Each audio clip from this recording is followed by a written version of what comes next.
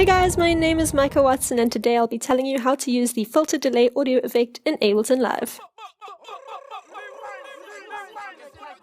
So from your browser, go to audio effects and pull in the filter delay over here. You can just drag it down, and the filter delay provides 3 independent delay lines, each preceded by linked low pass and high pass filters that allow you to create 3 different delays on one incoming audio source.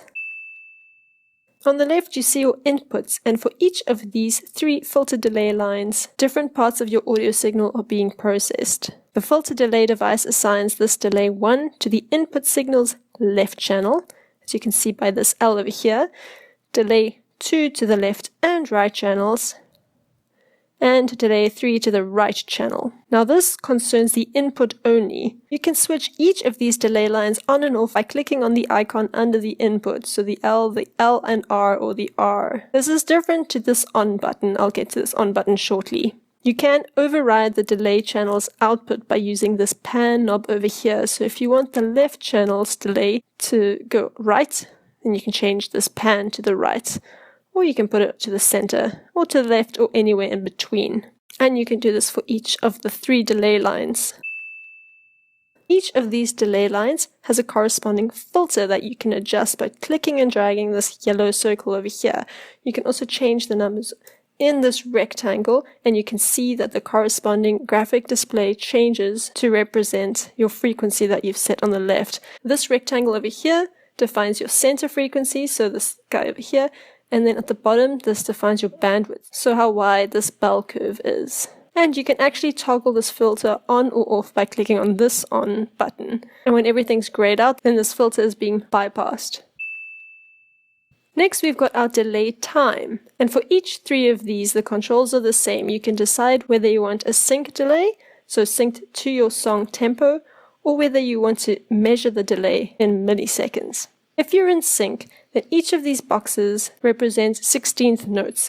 So if you click 4, then this will represent 4 16th notes, which is 1 quarter note, which means that your filter delay time will be synced on every single quarter note, or typically a beat in 4/4 time over here. Similarly, a delay time of 5 would represent 5 16th notes, or 8 16th notes if the delay time's 8, which is also a half note, so every 2 beats. When you're in sync mode, then this rectangle over here allows you to change the delay time field percentage. This value shortens or extends delay times by fractional amounts, thus producing the swing type of timing effect found in drum machines.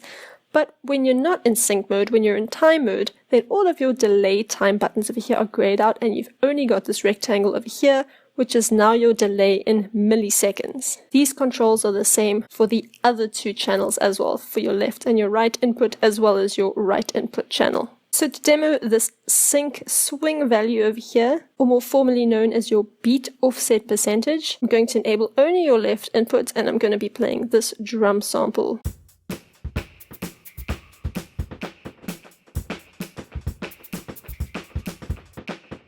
You can also make it go into negative values, and that way the beat is anticipated, i.e. your notes are happening sooner than the beat as opposed to after the beat. Then you've got your feedback, pan, and volume controls over here. Your feedback parameter sets how much of the output signal returns to the delay line input to be processed again and added, so that you get a more persistent delay.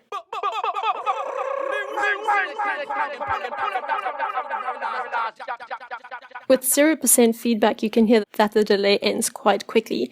Just be aware if you've got very high delay percentages, as this can create a feedback loop that can result in very high volumes and often damage your speakers, and worst case, even your hearing. If you are sampling high feedback volumes, just have your fingers on the volume and start at a very low volume to protect yourself and your gear. Then you've got your pan volume, and like I mentioned earlier, this controls the panning of your delay output. So even if I'm only looking at my left input channel, I can pan everything to the right.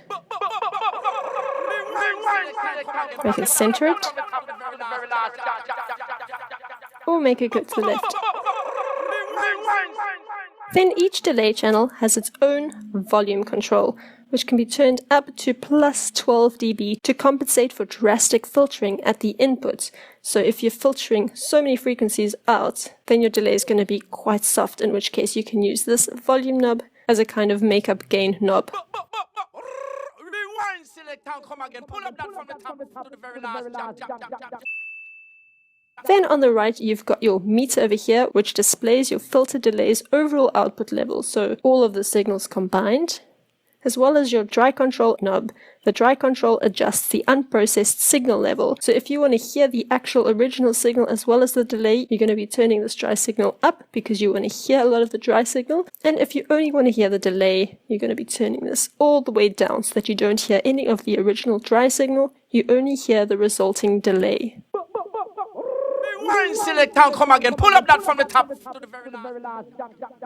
And you can see here how the output levels change. Rewind, select and come again.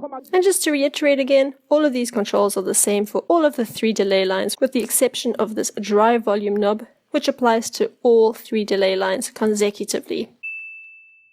This works really great on vocals, but even subtle delay on lead synths or rhythm guitars can really just widen your stereo depth or thicken out your mix. So as always, try this at home and experiment, and by understanding your control, you will be able to make more educated decisions or even guesses to help get the sound you're looking for.